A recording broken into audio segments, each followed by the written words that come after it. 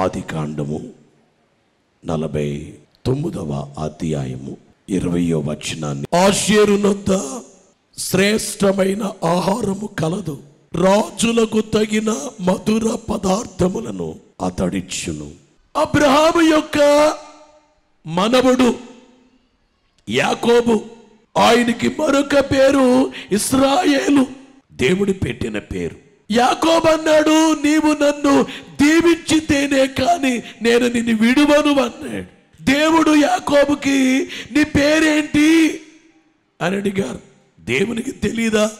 తెలుసు, నా పేరు యాకోబు అని చెప్పాడు. యాకోబు అనగా మోసగాడు. దేవుడు అన్నారు, నీ పేరు ఇశ్రాయేలే అన్నారు. అంటే నీవు నన్ను దీవించమంటున్నావు. నేను ఎంత దీవిస్తానంటే నీ పేరు మీద ఒక దేశమే ఉంటుంది అని దేవుడు దీవించాడు. బోలో యేసు మహారాజుకు. ఆశ్చర్యం ఏమిటంటే యాకోబుకు దేవుడు పెట్టిన పేరు ఇశ్రాయేలు. ఇశ్రాయేలు అనే పేరు మీద ఈ రోజుకి కూడా ఒక దేశం ఉంది, ఇజ్రాయెల్ కంట్రీ. దేవుడు ఒక వ్యక్తిని ఆశీర్వదిస్తే ఈ రీతిగా ఉంటుంది. ఈ యాకోబు తాను చనిపోయే ముందు 12 మంది కుమారులు ఆయనకి, ఆ 12 మందిని పిలిచి వారిని దీవిస్తూ, మొదటి వచనములో చూస్తే యాకోబు తన కుమారులను పిలిపించి ఇట్లా, నేను మీరు కూడి రండి, మీరు కూడి రండి, అంత్య దినములలో మీకు సంభవింపబోవు సంగతులను మీకు తెలియజేసేదను. అందరూ వినాలి. అంత్య దినములలో, రాబోయే కాలములో, చివరి కాలములో ఏం జరుగుతుందో, జరగబోయేవి, సంభవింపబోవు సంగతులను మీకు తెలియచేసేదను. యాకోబు కుమారులారా, యాకోబు కుమారులారా, కూడి వచ్చి ఆలకించుడి. మీ తండ్రి అయిన ఇశ్రాయేలు మాట వినుడి. ఒక్కొక్క కుమారుణ్ణి యాకోబు ఆశీర్వదిస్తున్నాడు. 12 మందిని దీవించాడు. మీ అందరికీ చెప్పేది ఏమిటంటే, మీ పిల్లల్ని మీరు ఆశీర్వదించాలి. చాలాసార్లు పిల్లల్ని శపిస్తారు.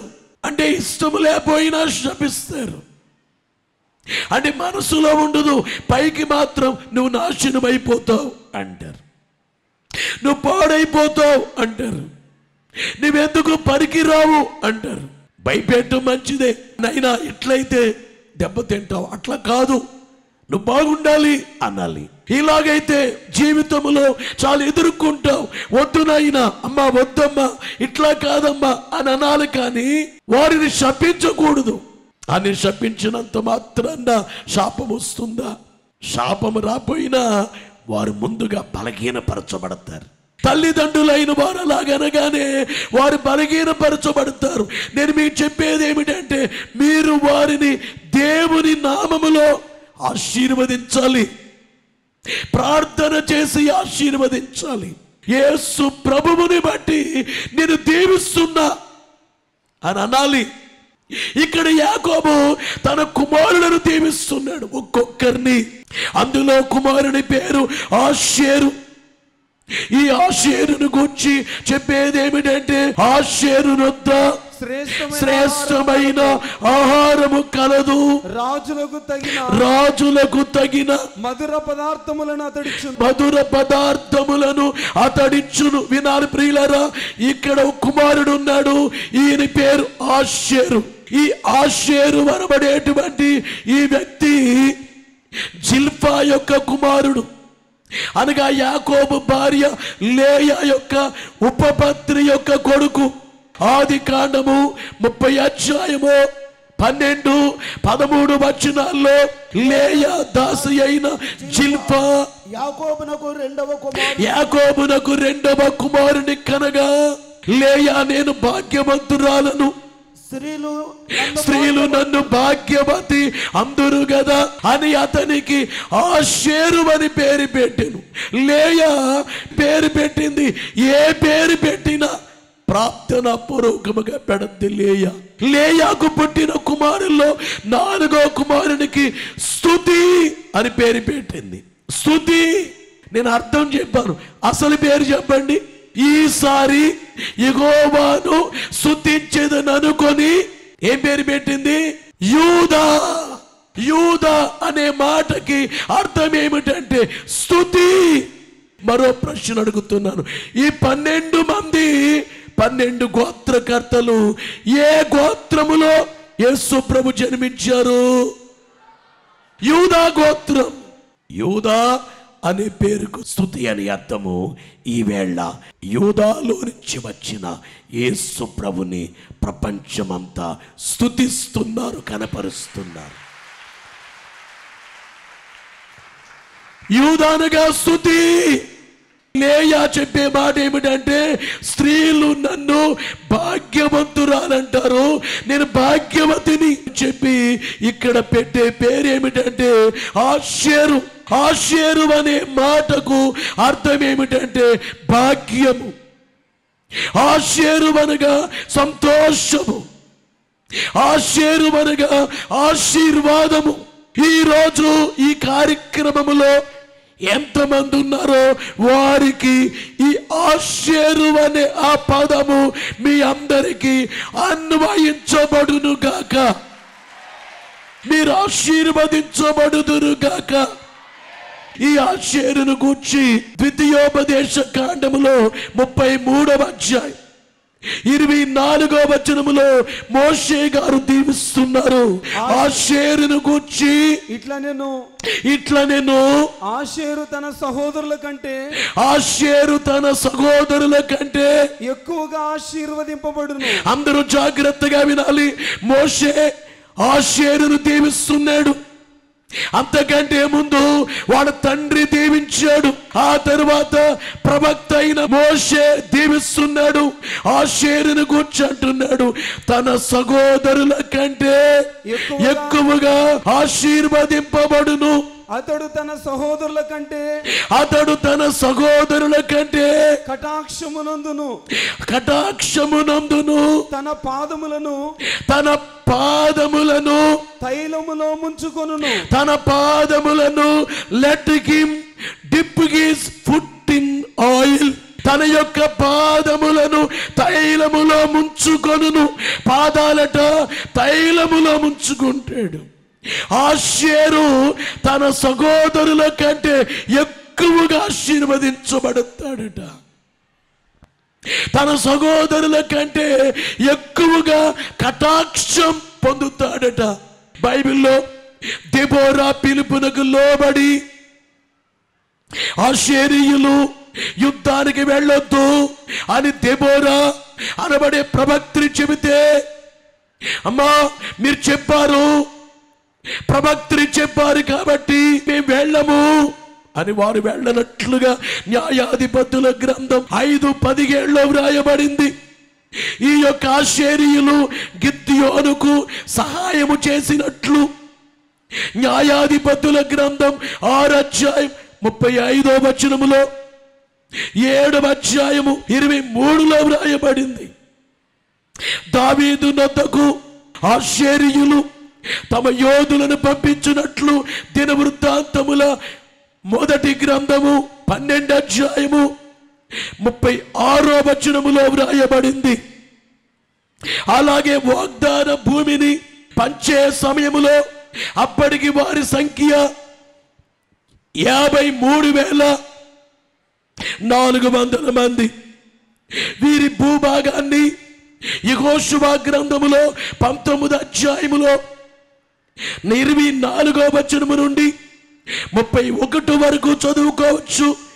మధ్యధర సముద్ర తీరమున కరిమేలు కొండ మొదలుకొని 60 మైళ్ళ ఉత్తరముగా వ్యాపించి దాని వెడల్పు 10 మొదలుకొని 20 మైళ్ళ వరకు ఉంది. అందులో 22 పట్టణాలు ఉన్నాయి.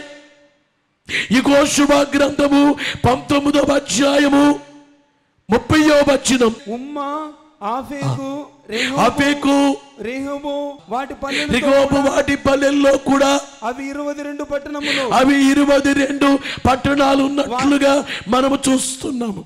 అనగా వారి భూభాగాల్లో, ఈ పట్టణాల్లో విస్తారమైన ధాన్యం, ఆషేరుకు వచ్చిన భాగములో విస్తారమైన ధాన్యం, ద్రాక్షారసం, నూనె, ముందుగా చెప్పినట్లుగా తన తండ్రి ఆశీర్వదించినట్లు, ప్రవచించినట్లు, మోషే ప్రవచించినట్లు ఈ ఆషేరుకు వచ్చినటువంటి రీతి ఏమిటంటే ఆ భాగములో విస్తారమైన ధాన్యం పండేది, ద్రాక్షారసము, నూనె, తన యొక్క పాదాలు నూనెలో ఉంటాయి అన్నట్లుగా ఆ ప్రాంతములో నూనె, అనగా ప్రవచనాలు నెరవేర్చబడినట్లుగా వచనములలో మనము గమనించవచ్చని మీ అందరికీ తెలియజేస్తున్నాను. బైబిల్లో పాత నిబంధనలో ఆషేరు గురించి మనము చదివాం. అయితే ఈ బైబిల్ అంతట్లో అసలైనటువంటి ఆషేరు ఎవరంటే ప్రభువైన యేసుక్రీస్తే. ఈ బైబిల్ అంతటిలో 1189 అధ్యాయాల్లో ముఖ్యమైన వారు యేసు ప్రభువే. యేసు ప్రభు భాగ్యవంతుడు, యేసు ప్రభువు సంతోషాన్ని ఇచ్చేవారు. సంతోషం, ఆయనే సంతోషం. అందుకనే గబ్రియేలు దేవదూత తెలియజేసే మాట ఏమిటంటే ప్రజలందరికీ కలుగబోవు సంతోషం, భాగ్యము యేసే, ఆశీర్వాదం యేసే.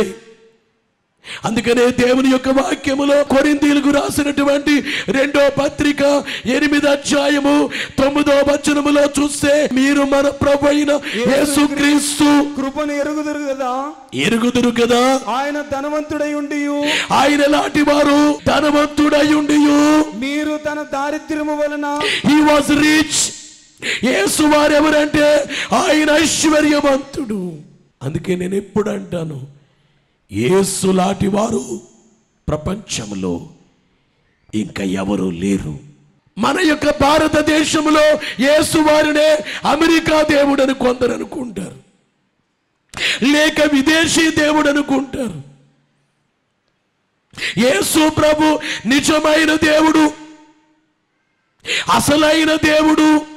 ఒకడు దేవుడు నరుడునై ఒప్పెనెవాడు, ఒకడు దేవుడు నరుడునై ఒప్పెనెవాడు. నరుడైన పాపమంటని నరుడెవండు, నరుడైన దేవుడుగానున్న నరుడెవండు, అతడే యేసుక్రీస్తు రక్షణాధికారి. నీటి ఆపదలెల్ల దాటించి శిష్యులను దరికి చేర్చిన ఎట్టి దాట్యుడెవరు? గాలి తుఫాను వచ్చింది, యేసు ప్రభు ఓట్లో ఉన్నారు, శిష్యులైన వారే వణికిపోతున్నారు. ఆ సముద్రములో మునిగిపోతామని యేసు వారిని లేపారు. ప్రభువా నశించిపోతున్నాం అన్నారు. యేసు ప్రభు లేచి, అల్ప విశ్వాసులరా మీరెందుకు భయపడుతున్నారు? నేనుండగా మీకు భయం ఏంటి? యేసు ఉండే తోనే ఏమైపోదు? అల్ప విశ్వాసులరా ఎందుకు భయపడుతున్నారని చెప్పి, ఓ గాలి తుఫానా ఆగు అన్నారు.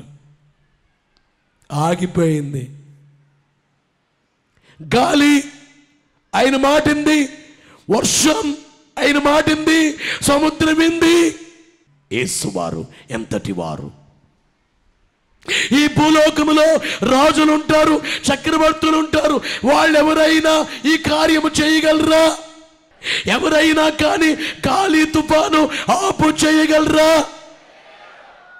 5 రొట్టెలు 2 చిన్ని చేపలు 5,000 మంది తినగా ఎన్ని గంపలు మిగిలాయి? 12 గంపలు మిగిలాయి. ఆ కార్యం ఎవరైనా చేయగలరా? నీళ్లను ద్రాక్ష రసంగా చేశారే, చేయగలరా? యేసువారే ఆ చనిపోయిన లాజర్నే ఎన్నో రోజు 4వ రోజు బయటికి రా అని అనగానే నిద్రోహినోళ్ళు లేచొచ్చినట్లు చేశాడు లాజరు బయటికి. బలో యేసు మహారాజుకు. నేను అనుకుంటాను, లాజరు బయటికి రా అని అంటే లాజరు వచ్చాడు. చచ్చినోళ్ళారా అందరూ రండి బెలిబెలమంటూ వచ్చేసేవాడు బయటికి సమాధుల్లోంచి. లాజరు ఒక్కయనే, లాజరు బయటికి రా. గమనించే మాట ఏమిటంటే, యేసు వారి కంటే భాగ్యవంతులు, యేసు వారి కంటే ఆశీర్వాదం ఇచ్చేవారు ప్రపంచములో ఎవరు లేరు. అసలైనటువంటి ఆశీర్ ప్రభువైనటువంటి యేసుక్రీస్తే. కనుక ప్రియులారా, ఈవేళ యేసు ప్రభుని ఎవరైతే కలిగి ఉంటారో వాళ్ళు ధన్యులా కాదా చెప్పండి.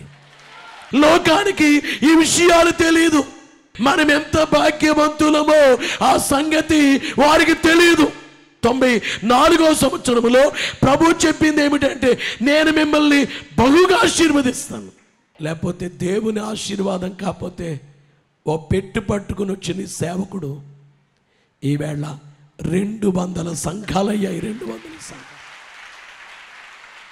ఎంత సేవ, ఎన్ని లక్షల మంది జనం. ప్రభునందు ప్రియమైనటువంటి విశ్వాసులారా, ప్రపంచములో అందరికంటే ఐశ్వర్యవంతుడు, భాగ్యవంతుడు యేసుక్రీస్తు ప్రభు. బలో యేసు మహారాజుకు. ఆదికాండం 49:20వ వచనములో ఆషేరునొద్ద శ్రేష్టమైన ఆహారం, ఆషేరునొద్ద ఏముంది? శ్రేష్టమైన ఆహారం. ఇంగ్లీష్ బైబిల్లో బ్రెడ్ అనే మాట చూస్తున్నాం. ఆషేరునొద్ద శ్రేష్టమైన ఆహారం, బ్రెడ్ దొరుకుతుందట. శ్రేష్టమైన బ్రెడ్. ఇప్పుడు యేసుక్రీస్తు ప్రభు అనబడేటువంటి ఆషేరునొద్ద శ్రేష్టమైన ఆహారం ఏమిటంటే ప్రభు భోజన సంస్కారము. ప్రభు సంస్కారపు విందు. ప్రభు విందు పరుగెత్తు.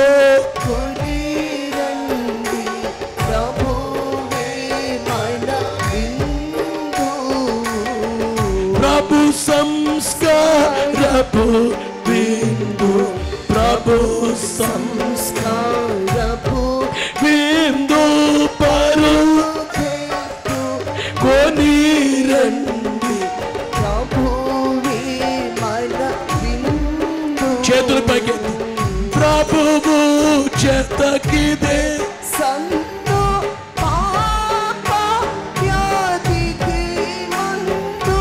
సబల నీటి యందు సంతుష్టి పొందు.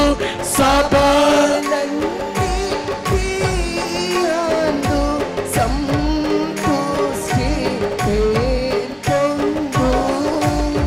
ఈవేళ ఆషేరు అనబడే యేసుక్రీస్తు అనగా భాగ్యవంతుడు, ఆశీర్వాదములు ఇచ్చే దేవుడు, సంతోషాన్నిచ్చే దేవుడు.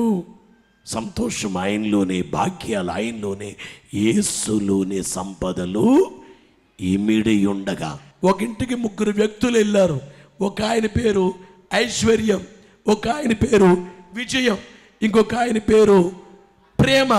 ఈ 3 వెళ్ళారు. తలుపు తట్టారు. అయ్యా తలుపు తీయండి. తలుపు తీస్తారు.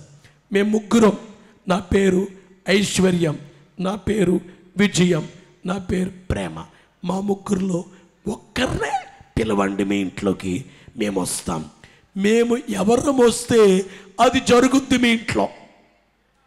ఐశ్వర్యం వస్తే ఐశ్వర్యం 2, విజయం వస్తే అన్ని విజయాలే, ప్రేమ వస్తే ప్రేమే. ఇప్పుడు మీ ఇంటికొచ్చి తలుపు తడితే మీరెవరిని రమ్మంటారో చెప్పండి.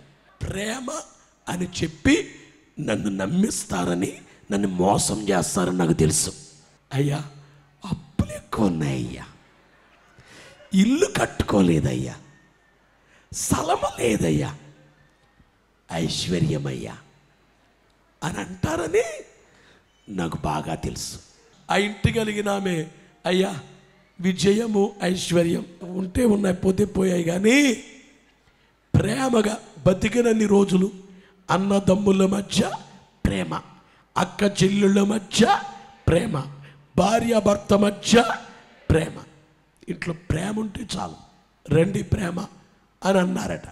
ప్రేమ అనబడి ఆయన వస్తుంటే ఆయన వెనక ఐశ్వర్యం విజయం వచ్చేసా. సార్ మీరు ఆగండి, ఒక్కలే వస్తామన్నారు, ముగ్గురు వస్తారే అని అంటే ఐశ్వర్యము విజయం అన్నారట.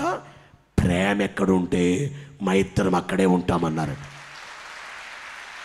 ఇంతకీ ప్రేమ యేసు ప్రభువే అంటే యేసులోనే అన్నియును ఇమిడియుండగా, యేసులోనే ఇమిడియుండగా ఎవరు కావలే,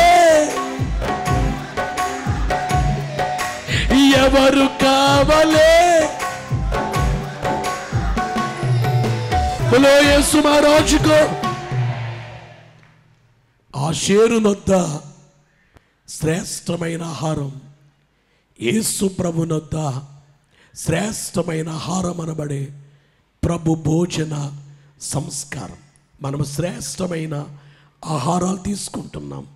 ఆహారములలో ఒక ఆహారం దేవుని యొక్క వాక్యము, దేవుని నోట నుంచి వచ్చే మాటే మనకు ఆహారము, దేవుని మాటలే మనకు ఆహారం. బలో యేసు మహారాజుకు.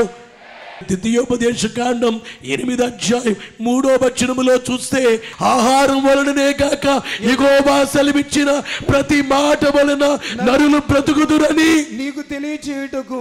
గమనించే, దేవుని మాటే ఆహారం. దేవుని యొక్క మాట కుంటి వారిని నడిపించింది, గురుటి వారికి చూపించింది, మోగవారికి మాట ఇచ్చింది, చెవిటి వారికి వెనుకిచ్చింది. యేసు వారి శరీరం, ఆయన రక్తం శ్రేష్టమైన ఆహారంగా ఉన్నాయి. రాజులకు తగిన మధుర పదార్థములను అతడిచ్చును. ఆశీర్స్తాడట. ఎవరికి? రాజులకు తగిన మధుర పదార్థాలు. మనందరము రేపు మేఘమెక్కి పరలోకానికి వెళ్తాం. అక్కడికి వెళ్ళిన తర్వాత పరలోకములో గొర్రె పిల్ల పెండ్లి విందు, అక్కడ మధుర పదార్థాలు దేవుడివ్వబోతున్నారు. గొర్రె పిల్ల పెండ్లి. భూలోకములో ఉండగా సంస్కార విందు, పరలోకానికి వెళ్ళిన తరువాత గొర్రె పిల్ల పెండ్లి విందు. ఆ విందు ఎవరికంటే రాజులకు. రాజుల వల్లే నేటి దేవ రాజ్యసీనులు, రాజుల వల్లే నేటి దేవ. చేతులెత్తి వారు రాజులు, శాంతి రాజ్య వారు రాజులు,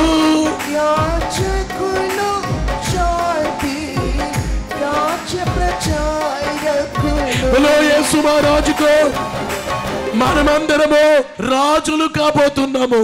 యేసు ఎవరు? రాజులకు రాజు. మనం ఎవరు?